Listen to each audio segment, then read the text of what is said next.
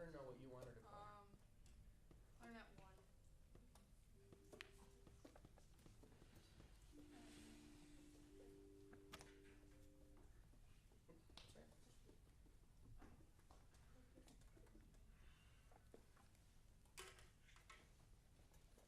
Sorry.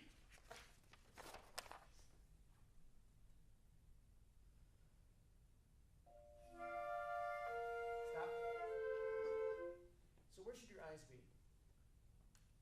the, Why?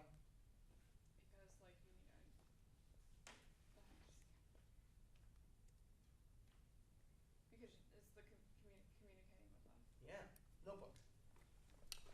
Let me just tell you something real quick before I write this down. I was on a panel once with Frank Wicks and Stephen Pratt. Frank Wicks at the time was director of bands at LSU. Stephen Pratt, Indiana. All these really big name conductors. I was really afraid, by the way.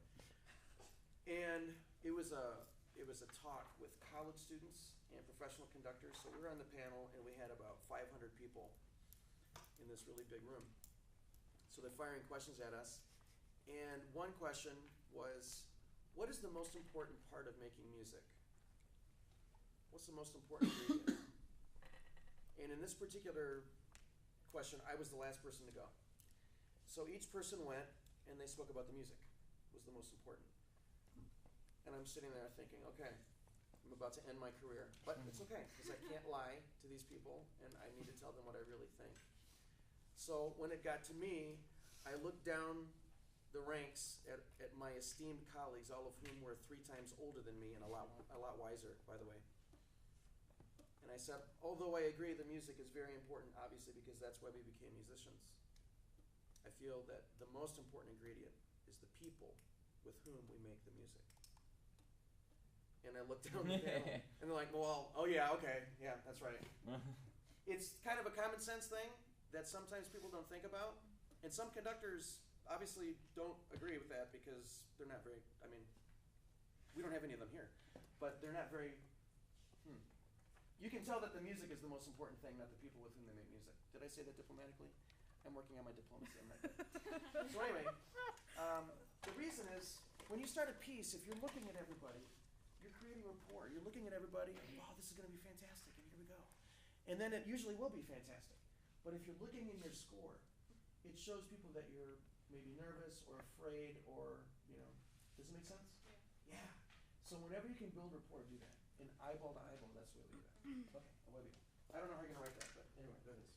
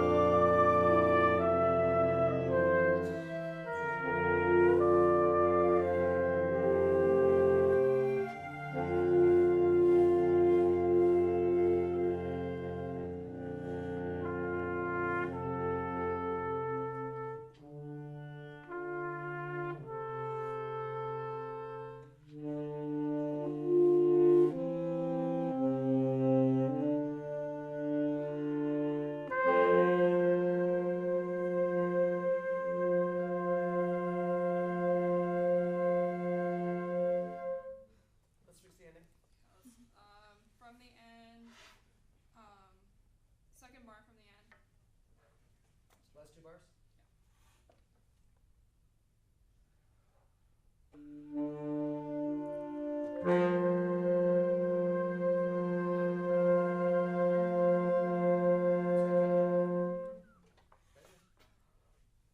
It's kind of awkward, that beat, too, isn't it? Yeah, it's really is.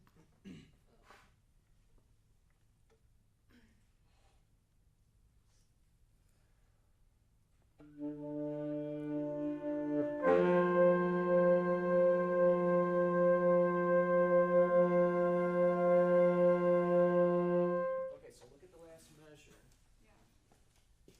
and it's on beat 2.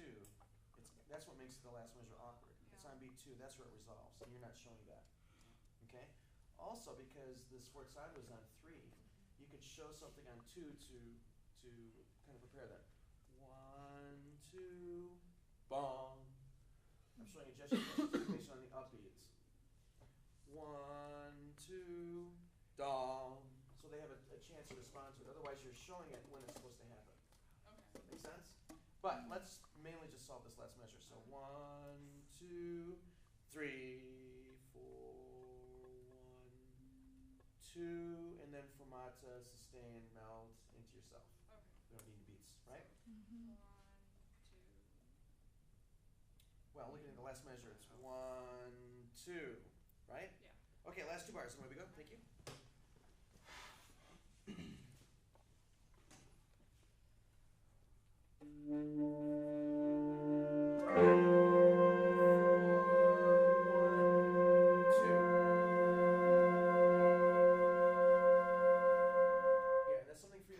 So it feels right. It's just a little bit awkward for you right now, and it is a little bit awkward. Okay? So your second beginning was much better. Okay? You're looking at the players. Always look at them when you begin. And also, it's kind of a sign of respect when, usually it happens with brass, it always happens with percussion, when they have lots of rests and they have their first entrance in the piece, notebook, because this is very important. It's a show of respect. Whether the player needs it or not. When a section or a player has their first entrance of a piece, especially when it's several measures after the piece begins, to really give them a beautiful cue. Because it shows the respect that you have for them as a musician and as a person. And they will really appreciate that. They're going to count their rests. But a percussionist and brass players, normally them, because woodwinds play all the time, violins, they play all the time. The percussion and the brass, they need that. They don't need it, but they really like it. They really respect it. Is that correct, brass, percussion? I'd like to add low Please. woodwinds to that group too. Sure.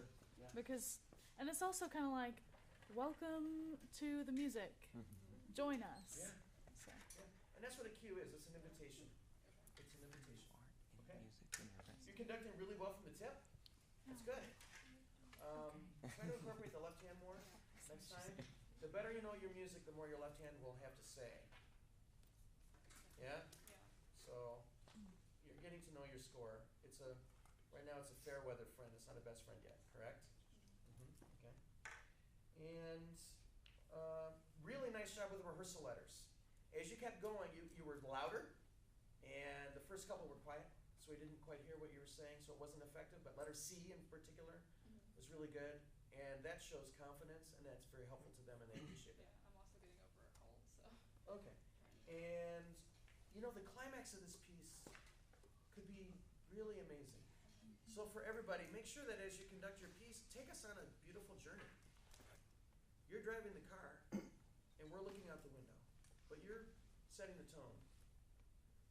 So you have to take us on this beautiful journey, okay? And for me, it was very conservative. It was more important for you to say D than it was to take us to this beautiful climax. Does it make sense? Yeah. Yeah, Aaron and I looked at each other like, maybe next time. Okay, comments, please. Caleb. Kind of going from that, as a brass player, when I see forte, like I play like with a good full sound, Yes. and you were like, no, like At the end, immediately, like the measure after D, it was like, okay, time for pianissimo. And how did that make you feel? A little bit angry. Oh! You might throw a slide. No. That's fine. I would think so. by the way, he brings up an interesting point. Not so much, not at all in the professional world, but in the world of academe, whatever age level you're conducting, I believe you should take into consideration how your words and how your gestures will make your players feel. The older you get and the more you do this, and I wonder if you've felt this yet, I kind of look in the future before I say something, because you guys know what you say is important, but how you say it is the most important. And before I say something, or before I even show a cue or any kind of gesture, I think about what kind of effect do I want that gesture or that word or those words to have on my musicians. And that helps me to choose what I'm about to do. I can only do that because I've done this a long time. And it's a little bit easier for me to do that. But that's where I want you to start thinking about. And some of you, I think, I've seen moments that last semester, I've seen moments that some of you actually do that. I've seen you do that. Does it make sense? Yeah, makes sense. Yeah, other comments? Yes. So Dr. Ross was right, like the CQ was spot on, but the Q for A was like a bar too early. Yeah, I realized that, Okay. and I also had a similar issue at B, queuing Mandy and the other soloists. Just making sure you know, but Yeah. yeah, you're improving, as we can tell. Now, along with, and don't forget your comments, along with what you're saying, when you're in a slow piece, notebook, just write this however you want to write it. When you're in a slow piece, a good way to say the rehearsal letter, let's say that we're in 4, you could say the rehearsal letter on beat 3. Letter C, and then a downbeat.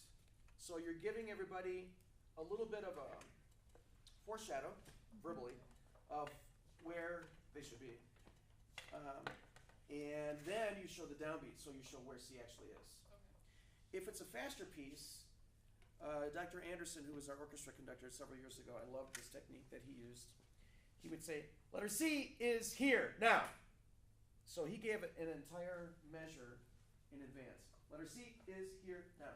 And whatever time he was in, but if it was in 4/4, that's what he would do. And then he would show a really good downbeat for letter C. Okay. Okay, so those are a couple techniques that you can steal. Okay? And you have some more comments. Jesse? There was one moment, I'm not sure because I don't have music, that for a bit it was just Jordan playing quarter notes, and then the whole ensemble came in with all the half notes. You could either be with the whole ensemble when they come in to shape those half notes and to really expand on that sound, or be with Jordan because she was the moving notes. But you were kind of in the score, and I was kind of like, there's so much room for activities here. Okay. So yeah, just think about what you want to do with that. Okay. Andrew? It's coming in at the beginning of a piece with a mallet instrument and a bunch of wind players is really tough for the percussionist, just because you don't make the music happen in the same way. So I felt like it was hard for me to line up with your initial downbeat, and you might have noticed that both times I was ahead of the vocals. Maybe make it a little more clear for me there what's going on. Okay. Because I felt like I was right with what you were doing, but it's like I have to look up and make the notes right. Yeah. So just maybe keep that in mind. Okay. I think at the beginning, breathe more with your mouth and make sure that we can see your mouth open to breathe, because you breathe through your nose again. And I say again, you were breathing through your nose, and we could hear it up here. Us how many ever could hear it, but I'm sure people back there can't hear it. I'm sure Andrew couldn't hear it. That, and then also when you practice conducting, try doing it in front of a mirror, because I've forced myself to do this too. I hate doing it, but I'm doing it now. To practice tell. facial expression. I can tell. Because I never realized how much I value facial expression from my conductors until I got to this class. And you did have some, but I don't know, I kind of want more. I know you can do more. I've seen you do more. Good point. Going back to what Andrew said, and Andrew, I want you to speak to this if I'm wrong. Judge Graham, what might be. At the beginning of a cycle, if the percussionists are really good, which we have, they're very needy. they're always asking, what do you think? What do you think? Do you like those melodies? Do you like this? Do you like the sound? Do you like this? Do you like the dynamic? Do you like this? Do? They want a lot of interaction. As the cycle continues, they don't need you at all. They're good, they're ready. In fact, they'd rather you just not be in their business. Now, percussionists are not like that, usually. Percussionists usually are always really needy, and you have to keep them busy. Okay. Otherwise, we have issues going on in the back. Speak to that. Am I wrong or right? I feel like my mallet selection I normally don't have questions about, but yeah, generally just making sure that the sounds blend well. It's definitely hard to tell when you're behind everyone. When things are really loud in front of you, it's hard to have a good perspective of what it sounds like. So you definitely need more opinions from the other side of the ensemble. What I would like you guys to be aware of, and we've had issues in the class before, you'll remember a year ago when you were in this class, the tendency with percussion is to not give them a lot of attention. I would rather you give the percussionists more attention than you think you need to, at least at first in the beginning of your cycles, the first 3 or 4 rehearsals of this cycle. And I think that will train you well to do that in the future. Okay? All right? Yes, please. Last one. Off of what Megan was saying, today when you're in orchestra, imagine if Dr. Brunet did not do any facial expressions at all and see how it affects the way you feel about it. She's fantastic. Yeah, good point. Thank you very much.